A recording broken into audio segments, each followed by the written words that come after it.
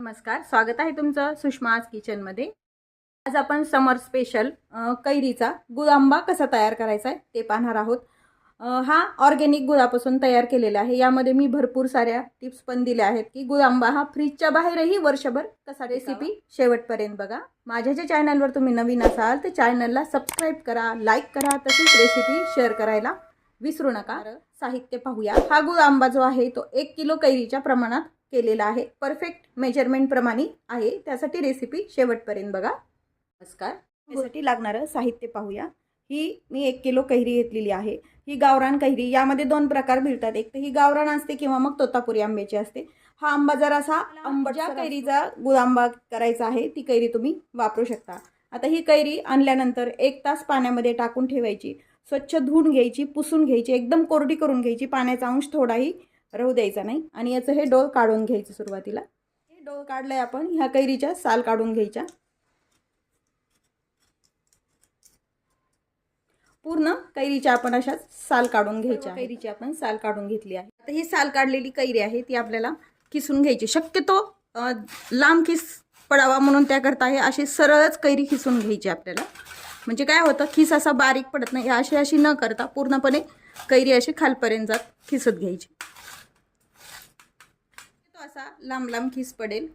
यापेक्षाही तुमच्याकडे जर जाड खिसणी असेल तर त्यांनी पण तुम्ही ही कैरी किसून घेऊ शकता। आता आपण सर्व कैरी अशा किसून झाली आहे। कैरी जर जास्त आंबट असेल तर तुम्ही यातलं थोडंसं पाणी असं पिळून काढायचं, रस त्याच्यातला। हा जो रस आहे तुम्ही याचं शरबत पण बनवू शकता, कैरीच्या पण्यामध्ये पण तुम्ही वापरू शकता। हे थोडंसं मी काढून घेणार आहे कारण ही कैरी जराशी आंबट आहे, त्यामध्ये काय होतं कमी आंबटपणा येईल याला। पण शक्यतो गावरान कैरीच वापरावी असं माझं तरी मत आहे। याचं साखर आंबा, गुळ आंबा दोन्ही पण टेस्टी लागतं व टिकतं पण। शक्यतो तोतापुरी आंब्याचं वर्षभर टिकत नाही। या पद्धतीने जर तुम्ही गुळ आंबा केला तर अगदी वर्ष दीड वर्ष छान टिकतो व टेस्ट पण छान लागते याची। आपण थोडा यातला असा रस काढून घेऊया। हा रस आपण काढून घेतला। हा रस टाकून न देता याचं शरबत बनवू शकतो कैरीचं। यामध्ये साखर किंवा मग गुळ घालून तुम्ही थोडंसं गरम करून उकळून घ्यायचं व फ्रीजमध्ये थंड करून लागेल तसं पाणी घालून याचं आपण शरबत बनवू शकतो। आपण खीस मोजून घेतला आहे। कुकरचा छोटा डबा असतो तेवढा हा खीस आहे। जेवढा खीस आहे तेवढाच गूळ घ्यायचा आहे आणि थोडासा वरती आपण गूळ घालणार आहोत, कारण हा आंबा जरासा, ही कैरी जराशी आंबट असल्यामुळे थोडा गूळ वरती लागणार आहे। जर तुम्हाला जेवढ्याला तेवढा वापरायचा असेल तरी काहीच हरकत नाही, किंवा मग 1 किलो कैरीला 1 किलो गूळ पण तुम्ही वापरू शकता, किंवा मग खीस मोजून घेऊन पण तुम्ही वापरू शकता। आता हा खीस एका स्वच्छ भांड्यामध्ये घ्यायचा आहे। गुळ आंबा किंवा साखर आंबा करत असताना कोणतीही भांडेला पाण्याचा अंश नसला पाहिजे, नाही तर मग साखर आंबा किंवा गुळ आंबा हा वर्षभर छान टिकत नाही। आता हा मोजून घेतलेला खीस आहे, त्या भांड्याने 1 भांडं आपण गूळ घातला आहे। यामध्ये हा ऑर्गॅनिक गूळ वापरलाय। तुम्हाला जर पिवळा गूळ वापरायचा असेल तरी पण तुम्ही वापरू शकता, पण शक्यतो ह्या गुळातला साखर गुळ आंबा छानसा इतका गूळ घेतलाय आणि थोडासा आपण हा वरती पण गूळ टाकत आहोत। ही कैरीचा खीस आणि गूळ असं मिक्स करून एक अर्धा ते 1 तास असंच मुरू द्यायचं, म्हणजे काय होतं कैरी आणि गुळाला पाणी सुटतं व गुळाचे खडे व्यवस्थित फुटल्या जातात याच्यामध्ये। हे गूळ आणि खीस जे एक केलंय हे अर्धा तास आपण झाकून ठेवूया, म्हणजे यातले खडे छान विरघळले जातात, गुळाचे जे मोठे मोठे खडे असतात ते।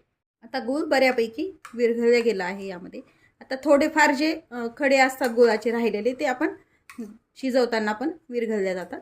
हे खीस आणि गुळाचं एकत्र केलेलं मिश्रण गॅसवरती ठेवून घेतले। आता गॅस सुरू करून घ्यायचा, गॅस एकदम कमी करायचा व याला छान शिजवून घ्यायचे। छान पारदर्शक खीस तयार होतो व गुळाचा छान एक तारी घट्ट पाक तयार करून घ्यायचा आहे, तोपर्यंत आपल्याला हे शिजवून घ्यायचे। मात्र गॅसची फ्लेम ही कमीच ठेवायची, एकदम लो हीटवरतीच करायचं, नाही तर हे करपलं जातं। आणि शक्यतो गुळ आंबा किंवा साखर आंबा बनवताना जाड भांडं वापरायचं व स्टीलचंच भांडं वापरायचं। ॲल्युमिनियम किंवा लोखंडाच्या किंवा पितळी कढईमध्ये करायचं नाही, कारण ही आंबट असल्यामुळे ॲल्युमिनियम आणि लोखंड त्यामध्ये उतरले जातं, म्हणून शक्यतो स्टीलचं आणि जाड थिक लेअर असलेलं भांडं वापरायचं आहे। आता हे याला एक उकळी येऊन घ्यायची, आपल्याला उकळी येऊ द्यायची व्यवस्थित। या मिश्रणाला छान उकळी येलेली आहे। एक 5 मिनिट झालेत आपण याला शिजवतोय। साधारण अर्धा ते पाऊण तास लागतो शिजण्यासाठी पूर्ण वेळ। व्यवस्थित शिजल्या गेला तर गुळ आंबा चांगला वर्ष ते दीड वर्ष छान टिकतो, कधीच त्याला बुरशी येणार नाही, आणि विशेष म्हणजे फ्रीजच्या बाहेर पण चांगला राहतो। या पद्धतीनं केल्यानंतर फक्त काळजी एवढीच घ्यायची की कैऱ्या किंवा कोणतेही भांडे तुम्ही वापरताल त्याला पाण्याचा अंश थोडाही नसला पाहिजे आणि शिजवताना मंद गॅसवरतीच शिजवला पाहिजे व्यवस्थित. आता याला एक उकळी आली आहे. असंच याला आपण एक 10 मिनिटांनी पुन्हा चेक करूया. पण गॅस चालू असताना किंवा मग तुम्ही करत असताना चमचा पूर्ण वेळ यामध्ये असा हलवून घेतला पाहिजे. नाहीतर काय होतं कधी कधी हे करपले जातं. जरी थिक पातेलं जाडबुडाचं पातेलं जरी घेतलं किंवा भांडं घेतलं तरी पण हे करपले जातं. त्यामुळे शक्यतो चमचा यामध्ये सारखं हलवत राहायचा. हे गुळांबा करताना शक्यतो खूप जण लवंग टाकतात किंवा मग खीस तुपावरती परतून घेतात. पण एखाद्याच काय होतं तुपामुळे त्याला वास पण लागतो. आणि जर तुम्हाला आवडत असेल तर तुम्ही दालचिनी किंवा मग लवंग पण वापरू शकता. यामध्ये मी दालचिनी लवंग नाही वापरलेली, फक्त मी यामध्ये फ्रेश वेलची कुटून वापरणार आहे. त्यामुळे काय होतं वास छान लागतो. एक तर जायफळ पण तुम्ही वापरू शकता कारण गुळाच्या ह्याला जायफळाची टेस्ट पण छान लागते. 10 मिनिट झालेत आपले वरती, म्हणजे सगळं मिळून 15 मिनिट झालेत आपण शिजवतोय. हा थोडासा खिसाचा रंग बदलला आहे पण आपला जो गुळाचा पाक आहे तो अजून पातळच आहे. त्यामुळे अजून आपल्याला याला शिजवून घ्यावं लागेल. एक 20 मिनिट झालेत आपण हे शिजवतोय. आता थोडासा यातला पाक आपण एका प्लेटमध्ये काढून घेऊया आणि पूर्णपणे थंड करून घ्यायचा हा काढलेला पाक. गॅस मात्र कमीच ठेवायचा आहे, मोठ्या गॅसवरती शिजवायचं नाही. हे जरा शिजत आल्यानंतर हे थोडंसं मिश्रण असं चमकदार दिसतं व खीस पण असा ट्रान्सपरंट दिसतो. पाक आहे पूर्ण थंड झालाय. असा ओघळला नाही पाहिजे हा पाक, म्हणजे अजून गुळांबा शिजायला आपल्याला वेळ लागणार आहे. आता पुन्हा एकदा एका 5 मिनिटानंतर आपण दुसऱ्या प्लेटमध्ये थोडंसं गुळाच्या मिश्रणाचं थेंब टाकून घेऊ. पूर्ण हे पाक थंड करून घेऊया. हा जो पाक आहे पूर्ण थंड झालाय. अजून थोडासा आहे कोमट, याची तार चलते व्यवस्थित. अशी चिकट पाक झाला पाहिजे तयार हा. आणि मगवासारखा ओघळत पण नाही, स्थिर आहे. आता तरी 1-5 मिनिट अजून आपण शिजून घेऊया. हे या स्टेजला जरी असं पातळ वाटत असलं तरी शिजल्यानंतर पूर्णपणे थंड झाल्यानंतर हे खूप ठीक होतं हे मिश्रण. आता यामध्ये आपण वेलची पावडर टाकूया. फ्रेश कुटून घेतलेली वेलची आहे ही, अगदी एकदम बारीक पण नाही, अशी ओबडधोबड कुटलेली आहे. आता पुन्हा एकदा 2 मिनिटांनी आपण यामध्ये हे टाकून घेऊया मिश्रण याचं. आणि थंड आहे जसं मी पाकाचं सांगते तसंच यामधला खिसासहित थोडंसं तुम्ही एका डिशमध्ये टाकून घ्यायचंय आणि हे पूर्ण थंड होऊ द्यायचंय.